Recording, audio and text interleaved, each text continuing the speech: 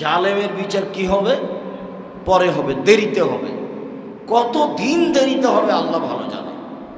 তো জালেমকে যে আর একজনকে মারে গালি দিয়েছে, জালেমকে যে জোর করে জমি দখল করেছে, তো জালেমকে যে জাকাত দেনেছে, ও কিভাবে জালেম হলো? ফকির মিসকিনের হক মেরে খেয়েছে এই জন্য।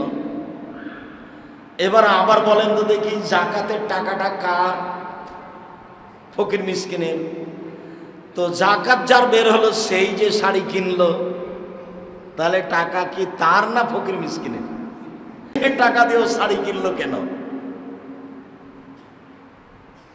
আপনারা যারা দোস্ত বন্ধু ঢাকায় আছে তাদেরকে বলবেন, যা করেছেন জীবন আর করিয়েন না, মানুষের হক এভাবে মেরে খায়েন না, আর কোনোদিন এভাবে শাড়ি কিনে বিতরণ করিয়েন না। শাড়ি একটাই দেন কিনে, এটা গরিব মানুষকে, মহিলাকে শাড়ি কিনে দেন। দানের সবচেয়ে ভালো পথ হলো পানি। সাবমার্সিবল দিয়ে পানির লাইন করে দেবেন, টিউবওয়েল বসিয়ে দেবেন। জাকাতের দ্বিতীয় ভালো পথ হলো কাপড়। আর জাকাতের দানের তৃতীয় ভালো পথ হলো আপনার অসহায় পুরুষ নারীকে সহযোগিতা করা। বেসরকারি কওমি মাদ্রাসায় টাকা দিয়ে দেওয়া। বেসরকারি কওমি মাদ্রাসা বেরায়েতে না থাকলে খুলেন, আর না হলে বেরায়েতের প্রতিষ্ঠান জামিয়া সালাফিয়া, সেটা তো আছেই। যদি তো আপনাকে আমি শতবার বলছি, তবু একদিন দেখতেই যাননি। আপনি দেখতে গেলেও হবে, না গেলেও হবে, ইনশাল্লাহ হবেই হবে। তো আপনি দেখতে না গিয়ে হয়ে যাক, এটা আমি চাইনি। তার মানে এত দুর্বল আমি আপনার উপরে নই, আপনাকে আমি খুব ভালোবাসি। তো বেসরকারি কওমি মাদ্রাসায় দিয়ে দিবেন। সম্মানিত দিনী ভাই বোন, আবু হুরায়রা রাদিয়াল্লাহু তাআলা আনহু বলেন, রাসূল সাল্লাল্লাহু আলাইহি ওয়াসাল্লাম বলেছেন, ইয়াকুনু কানজু আহাদিকুম ইয়াউমাল কিয়ামা সোজা। বিচারের মাঠে তোমার সম্পদটা বিষাক্ত সাপ হবে। এফিরু মিনু সাহেব, ওই সাপকে দেখে জাকাতের মালিক দৌড়িয়ে পালাবে। সাপ তার পিছে পিছে ধাওয়া করবে। আগে আগে মালিক দৌড়াবে সম্পদের, আর পিছে পিছে সাপ দৌড়াবে। এটা হলো জাকাত, আর ও হলো মালিক, জাকাত বের করবে ও। তো সাপ দৌড়াচ্ছে। মানুষের শেষ কি জানেন? মানুষ মরার সময়তে শেষ পর্যন্ত নিজেকে হাত দিয়ে বাঁচাতে চায়। একটা গাড়িতে আঘাত এসে লেগেছে, গাড়ি ওকে মেরে দিয়েছে, ও তো ঠেকাতে পারবে না, কিন্তু শেষ পর্যন্ত কি করে? হাতটা দিয়ে নিজেকে ঠেকায়। দেখবেন যে হাত ভেঙে গেছে, ও বুঝতে পারলো না কখন হাত ভেঙে গেছে। একটা ভ্যান থেকে নিজেকে ঠেকাচ্ছিল হাত দিয়ে। জাহান্নামে মানুষকে পিছন দিকে হাত বেঁধে ঢোকানো হবে। কেন? ও হাত দিয়ে জাহান্নাম থেকে বাঁচার চেষ্টা করবে, এই জন্য। ও বাঁচতে পারবে না, কিন্তু ওই জন্য এইটুকু আশ্রয় নিতে না চায় বা না পারে, এই জন্য হাত বাঁধা হবে। তো যখন এইভাবে পাল্টা ঘুরে সাপ থেকে নিজেকে বাঁচাতে চেষ্টা করবে, তখন সাপ হা করে মুখ মেল করে থাকবে, হাত উঠে তার মুখে ঢুকে যাবে। এ হলো ফলাফল। এইভাবে রাসূল সাল্লাল্লাহু আলাইহি সাল্লাম বলছে, ভাই বোন, খুব সুন্দর হিসাব করে সুন্দর করে জাকাত বের করবে। দোকানের সম্পদ যদি একেবারেই অক্ষরে ভালো করে সুন্দর করে হিসাব নিকাশ করে জাকাত বের করে দিবেন। জাকাত বের করা কিন্তু ভারী। 50 লক্ষ টাকা কেমনে জাকাত দিই? 50 লক্ষ কেন, 20-30 কোটি টাকা মানুষের জাকাত বের হচ্ছে। ওইও বুঝে না জাকাত আমাকে কোথায় দিতে হবে। একবারে শিরক বেদাতের জায়গাতে মাইজ ভান্ডারিতে টাকাটা দিয়ে ভর্তি করলো, আর কবরে গিয়ে পীরের কাছে গিয়ে দিল। একটু বিবেচনাও করলো না যে টাকাটার অবস্থা কি হবে। বিবেচনা মানুষ করবে না। আরও যত দিন যাবে তত মানুষ বিবেচনাহীন হবে, একবারে বিবেকই থাকবে না মানুষের। সেদিন চলে আসছে, আরও আসবে। সম্মানিত দিনী ভাই বোন, জাকাতের পরিমাণ 25টা উট হলে একটা উটের বাচ্চা জাকাত দিতে হবে। 30টা গরু হলে একটা দামড়া বাছুর গরুর বাচ্চা জাকাত দিতে হবে। 40টা ছাগল হলে একটা ছাগল যাকাত দিতে হবে। 200 দিরহাম রূপা, 52.5 তোলা রূপা হলে বাজার মূল্য হিসাব করে শতকরা 2.5 টাকা, বিক্রি বাজার মূল্য হিসাব করে শতকরা 2.5 টাকা যাকাত দিতে হবে। 52.5 তোলা আমার কাছে রূপা আছে, যদি 52 তোলা থাকে তাহলে যাকাত লাগবে না, 51 তোলা থাকলে যাকাত লাগবে না। 52.5 তোলা রূপা, 200 দিরহাম রূপা থাকলে বিক্রি মূল্য কত টাকা হয় হিসাব করে বাড়ির টাকা শতকরা 2.5 টাকা যাকাত দিতে হবে। 20 মেসকাল স্বর্ণ, 7.5 ভরি স্বর্ণ হলে এই স্বর্ণ বিক্রি মূল্য হিসাব করে শতকরা 2.5 টাকা যাকাত দিতে হবে। আপনার স্ত্রীর, আপনার মেয়ের, আপনার অধীনে যত সোনা আছে সব সোনা জমা করে 7.5 ভরি হলে, 7.25 ভরি হলে যাকাত দিতে হবে না। 7 ভরি হলে যাকাত দিতে হবে না। 7.5 ভরি স্বর্ণ হলে বিক্রি মূল্য হিসাব করে শতকরা 2.5 টাকা যাকাত দিতে হবে। লক্ষে 2,500 টাকা যাকাত দিতে হবে। এইবার আপাতত এই দিক শেষ হলো। 18 মণ 30 কেজি শস্য হলে 20 ভাগের 1 ভাগ শস্য ওসর দিতে হবে। 18 মণ 30 কেজি শস্য হলে 20 ভাগের 1 ভাগ শস্য ওসর দিতে হবে। তবে যদি খরচ ছাড়াই উৎপাদন হয় তাহলে 20 ভাগের 2 ভাগ ওসর দিতে হবে।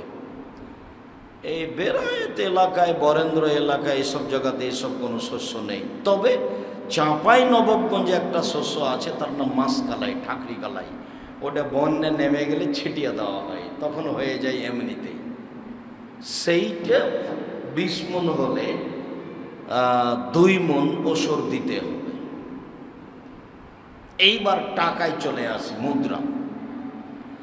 আপনার ব্যাংকে টাকা আছে, ডিপিএসে খোলা টাকা আছে, মানুষকে ঋণ দেওয়া আছে, সহজেই পাওয়া যাবে, দোকান বরাদ্দ আছে, এই সব মিলে 52.5 তোলা রূপার সমমূল্য টাকা হলে শতকরা 2.5 টাকা যাকাত দিতে হবে। ব্যাংকে টাকা আছে, ডিপিএস খোলা আছে, দোকান বরাদ্দ আছে, ঋণ দেওয়া আছে, সহজেই পাওয়া যাবে, সব জমা করে 52.5 তোলা রূপার সমমূল্য হলে অনুমান আজকালের বাজারে 75 থেকে 80 হাজার টাকা হতে পারে। আপনার সব মিলে যদি রূপার হিসাবে 75 থেকে 80 হাজার টাকা হয় তাহলে শতকরা 2.5 টাকা যাকাত দিতে হবে। তবে আপনি রূপার হিসাব না করে যদি স্বর্ণে যান তার কোনো সমস্যা নেই। তাহলে 7.5 ভরি স্বর্ণ সমমূল্য টাকা হলে তাহলে 7.5 লাখ টাকা মোটামুটি। তাহলে ব্যাংকের টাকা, ডিপিএসের টাকা, দোকান বরাদ্দ টাকা, ঋণ দেওয়া টাকা সব মিলে জমা করে 7.5 লাখ টাকা হলে শতকরা 2.5 টাকা যাকাত দিতে হবে। বুঝাতে পারলাম কি না? আপনি আপনার হিসাবটা রূপা তো নিয়ে যেতে পারেন, স্বর্ণ নিয়ে যেতে পারেন, আল্লাহর নবী অনুমোদন দিয়ে দিয়েছে। আব্দুর রাজ্জাক সাহেব, তাহলে মানুষ স্বর্ণের হিসাব যদি ধরে তো ধরুক, তাহলে যে অনেকের টাকা যাকাত লাগে না, না লাগুক। তো সবাই কি বলে, আপনারা রূপার টাকায় যাকাত দেন, রূপার টাকায় যাকাত দেন, ভালো। তাহলে গরিব মানুষ বেশি পাবে, অনেক মানুষের যাকাত বের হবে। তো এটা কে গ্রহণ করবে? কেউ না গ্রহণ করুক, তাতে কি আছে? বাস, আল্লাহ রাসূল অনুমোদন দিয়েছে, তুমি স্বর্ণ হিসাবে দাও না হয় রূপা হিসাবে দাও। আমি কি বুঝাতে পেরেছি কথা? না বুঝাতে পারলে আবার বলবো কি? বুঝেছেন তো? আচ্ছা ঠিক আছে, এইবার চলেন যাই। যারা জমি কিনে বিক্রি করে এটা তার ব্যবসা। জমি দু একটা বেলায়েতের আশেপাশে কিনে রেখেছে, সময় বাড়ি করবে বিক্রি করে দেবে, এর জাকাত লাগবে না। কিন্তু তার ব্যবসায় হলো ল্যান্ড ব্যবসায়ী, জমি কিনে আর বিক্রি করে, কিনে আর বিক্রি করে। তাহলে বর্তমান মূল্য হিসাব করে শতকরা 2.5 টাকা জাকাত দিতে হবে, যত কোটি টাকা হবে। কেন? জমিগুলোর আপনি ব্যবসা করেন, বোঝা গেল না কথা? আর যখন এমনি প্রয়োজনের তাগিদে দু একটা কিনে রেখেছেন, তেমন টাকা পয়সা নেই, দু একটা কিনে রেখেছি পরে বিক্রি করে দেবো, না হয় বাড়ি করব, এর জাকাত লাগবে না। কিন্তু এটা আপনার ব্যবসা, আপনি ল্যান্ড ব্যবসায়ী, কথা বোঝা যায় কি? তখন আপনাকে জমির একটা বর্তমান মূল্য হিসাব করে শতকরা 2.5 টাকা জাকাত দিতে হবে। এইবার চলেন বাস, মাইক্রো বাস গাড়ি 2-4টে কিনে রেখেছেন, রাস্তায় ব্যবহার হচ্ছে, জাকাত লাগবে না। কিন্তু আপনার শোরুম বাসের, আপনি মাইক্রো 2-4-5টা কিনে রেখেছেন, সে যত দামি মাইক্রো হোক না কেন, যে ইয়ার কার হোক না কেন, যত কম দামি হোক না কেন, এর জাকাত লাগবে না। কিন্তু আপনার ব্যবসায় হচ্ছে শোরুম মাইক্রো, শোরুম আপনার কার, তখন আপনাকে বর্তমান মূল্য হিসাব করে শতকরা 2.5 টাকা জাকাত দিতে হবে। কথা কি স্পষ্ট হয়েছে? বাড়ি, আপনি বাড়ি কিনেন বিক্রি করেন, কিনেন বিক্রি করেন, রিয়েল এস্টেট ব্যবসা, বাড়ি কিনেন বিক্রি করেন, ফ্ল্যাট কিনেন বিক্রি করেন, এখন বর্তমানে হিসাব করে জাকাত দিতে হবে। 2-একটা ফ্ল্যাট কিনে রেখেছেন, 2-একটা বাড়ি কিনে রেখেছেন, ব্যবসা হিসাবে নয়, সময়ে বসবাস করবো, না হয় বিক্রি করে দেবো, এর জাকাত লাগবে না। এখন আপনি প্রতারণা করে 10টা কিনেন আর বিক্রি করেন, সেটাকে যদি এটা নিয়ে যান তা আল্লাহ তো বুঝেন। হ্যাঁ, নিজেকে ফাঁকি দিলেন, কিন্তু আল্লাহকে তো আর ফাঁকি দেওয়া যাবে না, ওই দিকে যেতে হবে না। অল্প দিন বাঁচতে এসে ক্ষতিগ্রস্ত হওয়ার প্রয়োজন নেই। আমি এই কথাটা কিন্তু আপনাদেরকে বারবার বলি, আমি নিজেকে বলি, অল্প দিন বাঁচতে এসে মানুষকে কিছু বলে, রূপক কিছু বলে নিজে উপকৃত হয়ে বাঁচার প্রয়োজন নাই। এরপরে আবারও একটা কথা ছেড়ে এসেছিলাম, জাকাত দিলে যে ফলাফল ভালো, এর শুধু আয়াত বলেছিলাম, হাদিস বলিনি। তো 2-3টে হাদিস বলছি, খুব খেয়াল করে থাকবেন। আমি আলোচনার একবারে আবার প্রথমে চলে গেলাম। প্রথমে বলছিলাম যে জাকাত দিতেই হবে। তো জাকাত দিলে যেটা পাওয়া যাবে সেটা বোনাস। তো একটা পাওয়া গেছে প্রতিদান, মানে জান্নাত, মানে বিচারের মাঠে কোনো ভয়ভীতি থাকবে না। আর একটা পাওয়া গেছে বড় প্রতিদান, মানে জান্নাত। আর একটা পাওয়া গেছে জান্নাতুল ফেরদাউস, তাই না? কোরআনের আলোচনাতে এগুলো পেয়েছি। আর একটা পাওয়া গেছে আমি খুব সম্মানী হব, জাকাত দিয়েছে এই জন্য আমি সম্মানী হব বিচারের মাঠে। এগুলো সব আয়াত, হাদিস। জাবের বলছেন যে আমি আল্লাহর নবীকে বললাম, আল্লাহর নবী আমাকে একটা আমলের কথা বলেন তো, যাতে আমি জান্নাতে চলে যাব। হ্যাঁ, এক, তুমি এ বলে সাক্ষ্য দাও যে আল্লাহ ছাড়া কোনো মাবুদ নেই, মুহাম্মদ আল্লাহর রাসূল। 2, সালাত আদায় করো। 3, যাকাত দাও। 4, আত্মীয় স্বজনকে খেতে দাও, আত্মীয় স্বজনের সাথে ভালো আচরণ করো। খাওয়ার ব্যাপারে বেরায়াত অনেক আগে আছে, আলহামদুলিল্লাহ। হুজুর মানুষ হলে 3-4টা দাওয়াত পাই একদিনে, আলহামদুলিল্লাহ, সেটা খুব ভালো। যদিও একটু আগিয়ে গিয়ে দেখেন, একদিন আমাকে জিজ্ঞাসা করেন, আব্দুর হিসাব কয়টা ইয়াতিম আছে, আমি একদিন খাওয়াই। কেন যে যান না বলেন না, কোথায় দুর্বলতা, যাবেন একটু। এটা তো আমি অনুরোধ করছি আপনাকে, আমি ভালোবাসি। ইনি হচ্ছেন জায়েদ আল জোহানি, জায়েদ আল জোহানি। জোহানি একটা খুব উপর পর্যায়ের বংশ, হাদিসে বহু জায়গাতে নাম এসেছে, তার মধ্যে এটা একটা। আমর ইবনুল মুররাল জোহানি, আমর ইবনুল মুররাল জোহানি এসে রাসূলকে বলছেন, আল্লাহর নবী, আমি সাক্ষ্য দিই আপনি ছাড়া কোনো মাবুদ নেই, আল্লাহ ছাড়া কোনো মাবুদ নেই, আপনি আল্লাহর রাসূল। আমি 5 ওয়াক্ত সালাত আদায় করি, আমি সিয়াম পালন করি, আমি তারাবি পড়ি, আমি যাকাত দিই। এই পর্যন্ত বলতে আল্লাহ রাসূল বলছেন, শোনো শোনো, মান মাতালা যালিকা কানা ইয়াউমাল কিয়ামা মা শুহাদা সিদ্দিকিন। যারা এই 5টা করে তারা বিচারের মাঠে শহীদদের সাথে থাকবে, সিদ্দিকদের সাথে থাকবে, নবীদের সাথে থাকবে। বলেন তো 5টার একটা কি আছে? যাকাত। যাকাত আমি দিতে বাধ্য, কিন্তু ফজিলত অনেক। এইবার এই আলোচনার শেষ হাদিস, জাবের বলছেন যে একটা লোক এসে বলছে, আল্লাহ রাসূল, মান আতা যাকাতা মালিহি মা রাআইতা। কোনো ব্যক্তি যদি তার মালের যাকাত আদায় করে, তা আপনি তার ব্যাপারে কি মনে করেন আল্লাহ নবী? আল্লাহ নবী, এই লোকটা তার যাকাত আদায় করে, আপনি তার ব্যাপারে কি মনে করেন? তখন আল্লাহ রাসূল বলছেন, শুনো, মানাদ্দা যাকাতা মালিহি ফাকাদ আযহাবাল্লাহু আনহু শাররাহু। কেউ যদি তার সম্পদের যাকাত দেয়, তার ব্যবসা মায়ের খাবে না, তার ব্যবসার জাহাজ পানিতে ডুববে না, তার ব্যবসার দোকান পুড়ে যাবে না, তার সম্পদ সব বিপদ থেকে নিরাপদে, আল্লাহ নিরাপদে করে দেবে। যাকাত দিলে সম্পদ কি থাকবে? নিরাপদ থাকবে।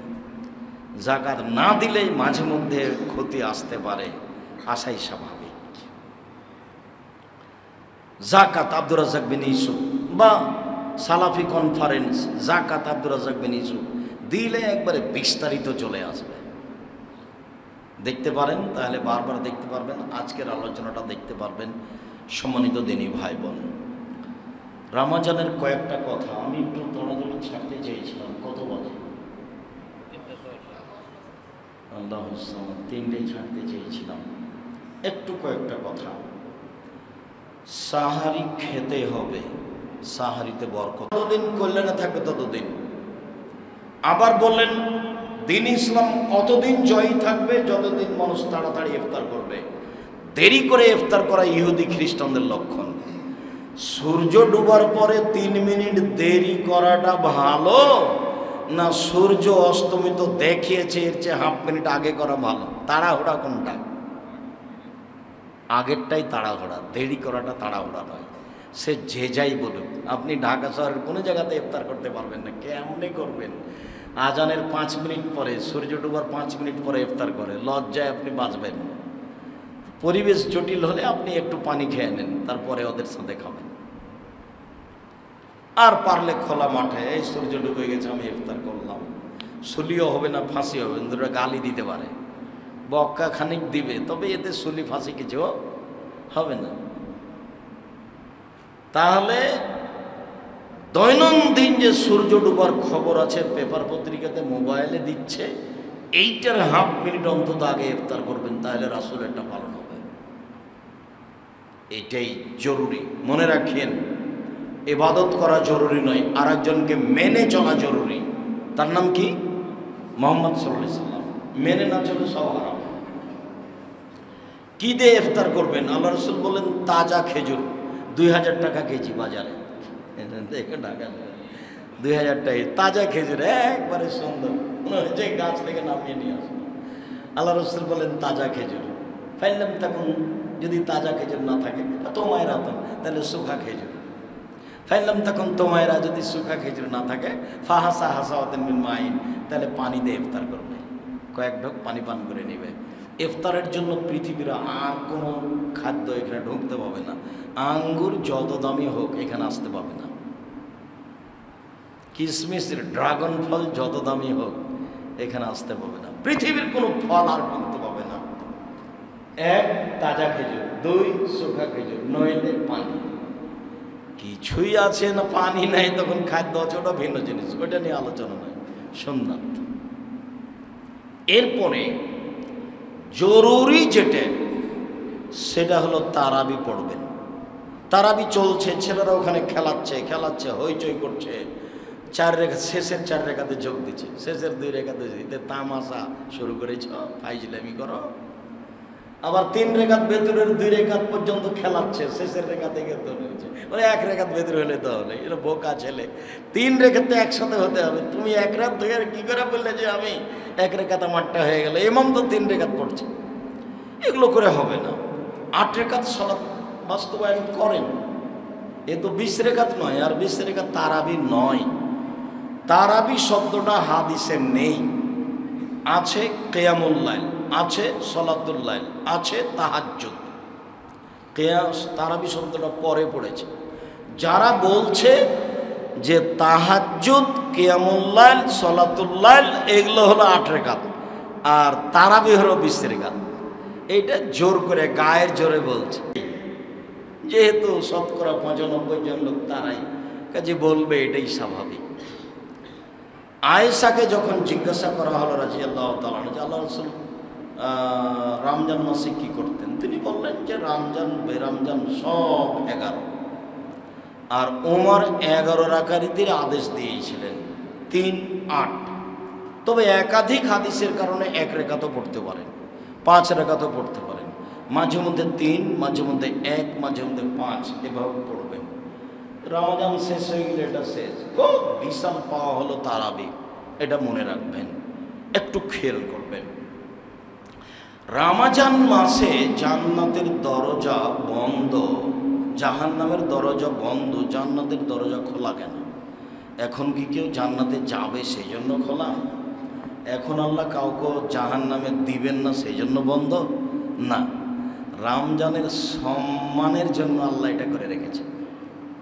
আমি আর আপনি রমজানকে বুঝতে পারিনি, বেশ মজা করে পর্দা দেওয়া আছে, দিনেও খাচ্ছি, বেশ মজা করে বদনাম করছি, গীবত করছি, বিরোধিতা করছি, সিয়াম থাকছি। ওটা সিয়াম নয়, রোজা। বেশি মূল্যায়ন করতে হলে প্রয়োজন কমাতে হবে, ব্যস্ততা কমাতে হবে। ব্যস্ততা কেমনে কমবে? আপনার তো 2টা পাঞ্জাবি কিনবেন রমজানে, আর 2 জোড়া স্যান্ডেল কিনবেন, আর আপনার স্ত্রী 3টা শাড়ি কিনবে। তো এতগুলো জিনিস আপনি নেবেন, তো দোকানদারকে সামলাতে হবে না? তাহলে মেশিনওয়ালাকে সামলাতে হবে না, ফ্যাক্টরিকে? এবার আপনার কারণে সবাই ব্যস্ত। আপনি বিশ্বাস করেন, আমি আব্দুর রাজ্জাক বিন ইউসুফ, আমার পরিবার, আমরা এখন পর্যন্ত ঈদ কুরবানিতে নতুন কিছু কিনিনি। ওগুলো আমরা নতুন দিয়ে মূল্যায়ন করি না, পরিষ্কার দিয়ে মূল্যায়ন করি। পরিষ্কার থাকবে, ঝকঝকে থাকবে, বাস করে ঈদে যাব। নতুন হতে হবে এটা নয়। আপনি নতুন শুরু করেছেন আর বেরায়াতকে টেক্কা দিতে চাচ্ছেন পুরাতন ঢাকার চেয়ে। বলে পুরাতন ঢাকার ইফতারি খাও, সাজাও। কোথায়? পুরাতন ঢাকায়। বলে পুরাতন ঢাকা ছাড়ো, চলো বেরায়াতে যাই, দেখো না কত ইফতারি। তো এত ইফতারি সাজালে প্রস্তুতি লাগবে না? তো সারাদিন যদি ইফতারি সাজাবেন না, একটু জিকির আজকার করবেন কখন, তেলাওয়াত করবেন কখন? ব্যস্ততা কমাতে হবে, তাহলে আপনি রমজানকে মূল্যায়ন করতে পারবেন। রমজান মাসে খেতে বসছেন, আজান হয়ে গেছে, সমস্যা নেই, খান। খাচ্ছেন, আজান হয়ে গেছে, খান, সমস্যা নেই।